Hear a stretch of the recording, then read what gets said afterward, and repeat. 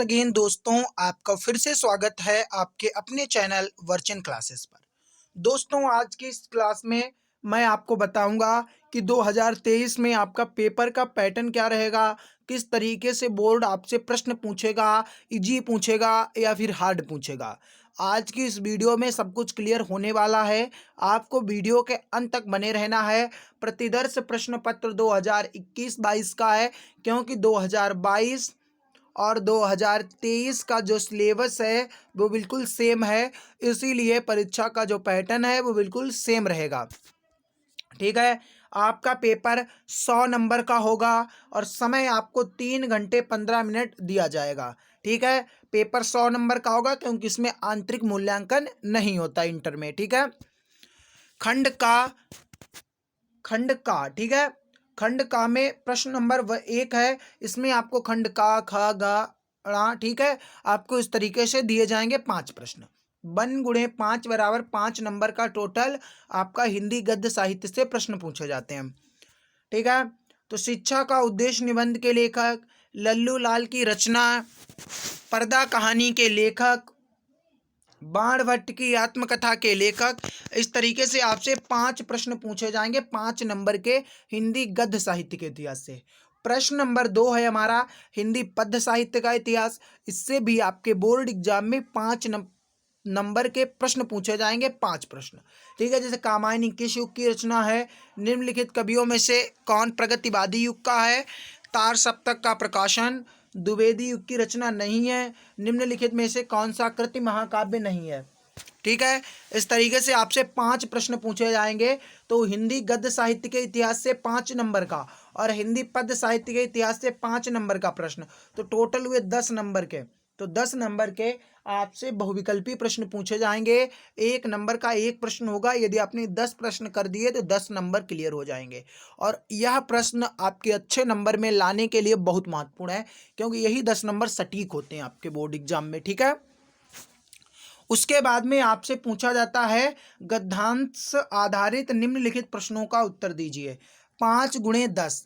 ठीक है, 5 गुणे 10 अर्थात 5 नंबर का क्या होगा, 5 गुणे 10 2 प्रश्न होंगे, 5 प्रश्न होंगे और प्रत्येक प्रश्न 2 नंबर का होगा, तो 10 नंबर से पूछे जाएंगे। जैसे धरती माता की कोख से अमूल्य निधियां, आपको एक पैरा दिया जाएगा, फिर 5 नीचे प्रश्न दिए जाएंगे और प्रत्येक प्रश्न 2 नंबर का होगा। ठीक है, गद्यांश का नाम, इसका मतलब पाठ का नाम और लेखक का नाम, धरती वसुंधरा क्यों कहलाती है, रेखांकित अंश की व्याख्या। ठीक है, इसी के अथवा में आपको एक और प्रश्न दिया जाता है, आपको जो सरल लगे, जो आपको अच्छा आता हो उसे कीजिएगा। ठीक है, अब प्रश्न नंबर जो 4 है वो पद्यांश से है, वो भी बिल्कुल गद्यांश की तरह सेम पूछा जाता है।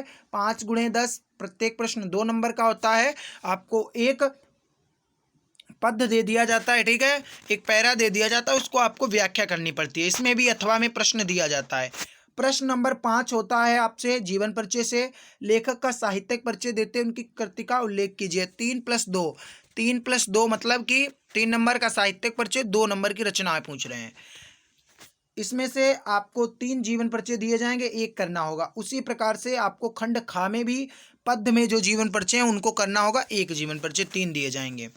प्रश्न नंबर 6 आपसे कहानी से पूछता है, बहादुर अथवा पंचलाइट कहानी का उद्देश्य पर प्रकाश डालिए। उद्देश्य पर प्रकाश डालिए। ठीक है, अथवा आपसे पूछा गया ध्रुव यात्रा कहानी का कथा वस्तु अपने शब्दों में लिखिए। इसका भी अथवा में क्वेश्चन आता है। अगला है हमारा स्वपठित खंड काव्य के आधार पर किसी एक खंड के एक प्रश्न का उत्तर दीजिए। ठीक है, आपने जो खंड काव्य पढ़ा उसमें से आपको एक देना है। श्रवण कुमार खंड काव्य है, वो प्रत्येक जिले के लिए अलग अलग होता है। आपको अपने जिले का ढूंढना है और उसको ही याद करना है। जैसे हरदोई जिले में श्रवण कुमार है, ठीक है, ऐसे ही कई जिले हैं जिनमें श्रवण कुमार होगा।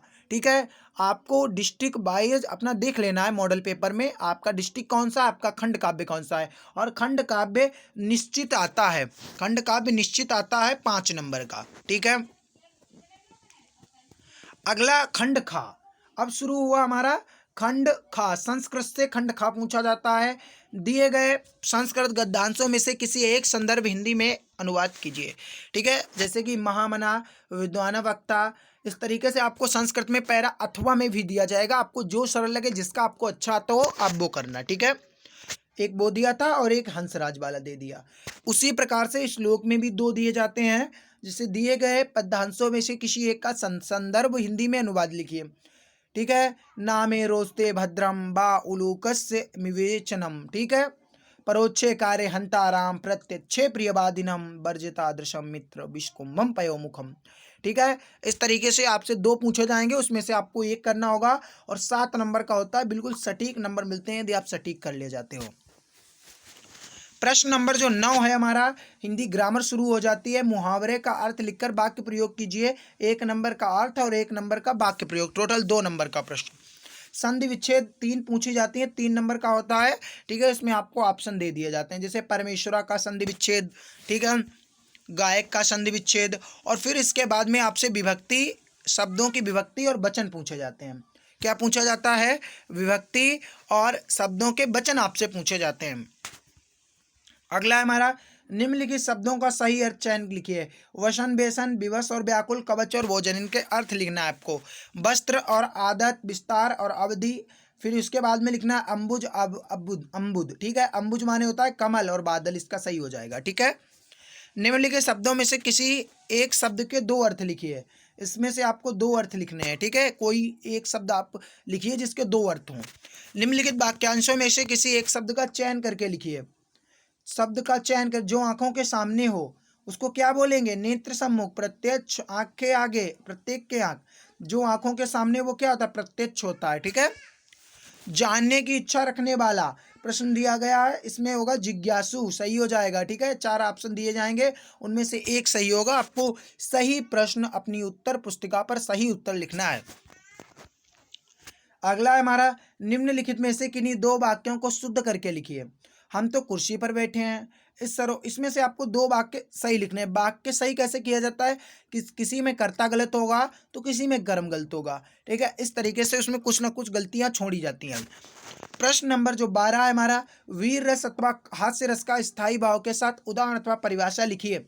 अगला है हमारा, श्लेष अथवा उत्प्रेक्षा अलंकार का लक्षण अथवा उदाहरण लिखिए। दोहा अथवा सोरठा छंद की मात्रा सहित लक्षण तथा उदाहरण लिखिए। 2-2 नंबर के प्रश्न पूछे जाते हैं। और इसके बाद में आपसे प्रार्थना पत्र पूछा जाता है। बैंक में खाता खोलने के लिए बैंक प्रबंधक को आवेदन पत्र, प्रार्थना पत्र लिखिए। 6 नंबर का आता है, शहर में फैली संक्रामक बीमारी की तरफ जिला अधिकारी का ध्यान आकर्षित करने के लिए पत्र लिखिए। आपको 2 में से एक करना है। अच्छा जो आपको लगे वो कीजिए। पहले तो चूज कीजिए आपको कौन सा करना है, जिसके बारे में आप अच्छा लिख सको वो करो, क्योंकि एग्जामिनर आपका अच्छा देखता है। जब आप अच्छा लिखोगे तभी आपको अच्छा नंबर मिलेगा। अगला है हमारा, निम्नलिखित विषयों में से किसी एक विषय पर अपनी भाषा शैली में निबंध लिखिए। सबसे ज्यादा नंबर का 9 नंबर का प्रश्न पूछा जाता है, ठीक है। देश में बेरोजगारी की समस्या, आतंकवाद और समस्या का समाधान, वृक्षारोपण का महत्व, विद्यार्थी और राजनीति, देश की समृद्धि और विकास में समाचार पत्रों की भूमिका, ठीक है। आपको इतना लिखना है। पेपर यहाँ से आपका खत्म हो जाएगा, सबसे लास्ट में आपका निबंध है। अब आपको सोचना है कि पेपर आपको कैसे अटेम्प्ट करना है। यदि आप इसका सल्यूशन चाहते हो तो गाइज आपको क्या करना है? लाइक करना है और ज़्यादा से ज़्यादा शेयर करना है। यदि आपका इसका सल्यूशन चाहते हो तो 500 लाइक टारगेट है हमारा, और कमेंट कीजिएगा और चैनल को हाँ ज़्यादा से ज़्यादा सब्सक्राइब करवाइए, ताकि हमारे सब्सक्राइब बढ़ें और हमारा चैनल एक पॉपुलर चैनल बन जाए, ताकि मैं भी आपकी मदद कर सकूं। गाइज इससे मैं डिमोटिवेट होता हूं कि बच्चे अच्छे कमेंट नहीं करते हैं। आपको कमेंट करना है, मैं खुद बताऊंगा कि बोर्ड एग्जाम में कॉपी कैसे लिखें। यही पेपर आपको सॉल्व करके दिखाऊंगा, ठीक है। यही पेपर आपको सॉल्यूशन मिलेगा, उसमें आपके 2 टॉपिक कवर होंगे। एक तो कवर हो जाएगा आपका ये मॉडल पेपर, दूसरा कवर हो जाएगा आप बोर्ड एग्जाम में कॉपी कैसे लिखो, ठीक है। 2 कवर हो जाएंगे। तो गाइज आप लोगों को क्या करना है? चैनल को सपोर्ट करना है और पूरा अपना जोर देना है हमारे चैनल पर। जिस तरीके से मैं अपने चैनल को ग्रो करवा रहा हूँ उसी तरीके से आप इसे अपना चैनल मानकर बढ़वाइए, क्योंकि आपके साथ के बिना कुछ भी संभव नहीं है। तो आप लोग ज़्यादा से ज़्यादा कमेंट कीजिएगा। और यदि आप इसका सलूशन चाहते हो, यदि आपका टारगेट है 90% का बोर्ड एग्जाम में, तो गाइज आप 90% ला कर रहोगे, ठीक है, मैं वादा करता हूँ। और आपको टेलीग्राम चैनल और व्हाट्सएप ग्रुप की लिंक आपको डिस्क्रिप्शन में मिल जाएगी। आपको क्या करना है, ज्वाइन कर लेना है, वहाँ इसका फ्री PDF आपको दे दिया जाएगा। मैं मिलूंगा अगली वीडियो में, तब तक के लिए धन्यवाद। Thanks for watch.